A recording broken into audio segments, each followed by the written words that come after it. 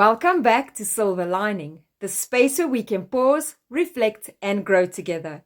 I'm Storm Regan, certified life coach, and today we're diving into resilience, the ability to bounce back after setbacks, disappointments, or challenges.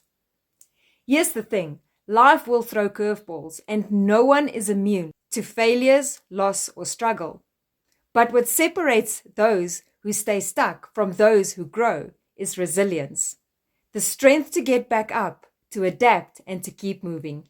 In this episode, I will share what resilience really means, 3 practical ways how to strengthen your resilience, and a story to show just how setbacks can become setups for growth. When people hear the word resilience, they think of toughness and never breaking down. But that is not what resilience is. Resilience is not about being unshakable. It's about being adaptable. It's not about never failing, but it's about rising every time you do. Think about a bamboo. It bends in the storm, but it never breaks. In fact, it's the strongest plant on earth because of its flexibility. Resilience is not about rigidity. It's about flexibility and recovery. Without resilience, setbacks define you. With resilience, setbacks refine you. We all know of people who went through a challenge and came out bitter, and others who went through the exact same challenge and came out better. The difference isn't the event, it's their response.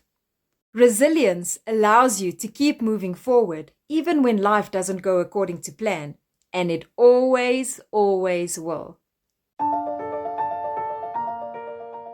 Let's talk about 3 practical ways you can build resilience. Number 1, reframe your story. The meaning you give to an event will shape your response. Instead of asking, why did this happen to me? Try asking, what is it trying to teach me and how can it make me stronger? Resilient people look for the growth inside the struggle. Number 2, build a support system. Resilience isn't a solo game. We bounce back faster when we have people around who listens without judgment, who remind us of our strength, and who help us see beyond the moment. When you are hurting, don't isolate yourself. Reach out. Number 3, practice self-compassion. We often make setbacks worse by beating ourselves up. Resilience requires kindness towards yourself. Imagine talking to a close friend going through a similar situation, and then talking to yourself in the exact same way. Self-compassion fuels recovery. Let me share a story. One of my clients got laid off from her job unexpectedly. She was devastated, and it crushed her because her identity was tied to that role. She even said that this was one of the worst things that ever happened to me. But over time, she started to reframe it. What if this wasn't the ending, but a redirection? She leaned on her support system, she gave herself the grace to grow, and eventually she opened her own consulting business, just like she's always dreamed of. Looking back, she told me losing her job was hard, but it was one of the best things that happened for her growth. That's resilience, not pretending that it didn't hurt, but choosing to rise stronger. Here is your resilience practice for this week.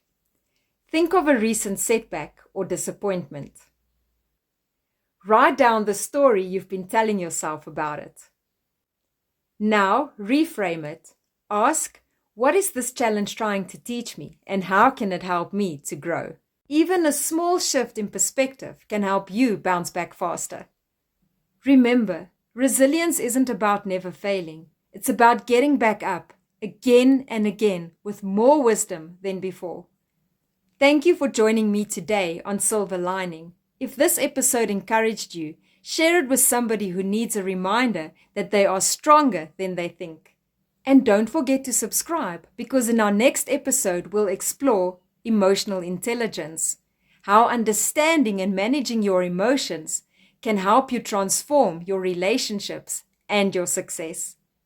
Until then, keep bending like a bamboo, keep rising, and remember that every setback is a setup for a comeback.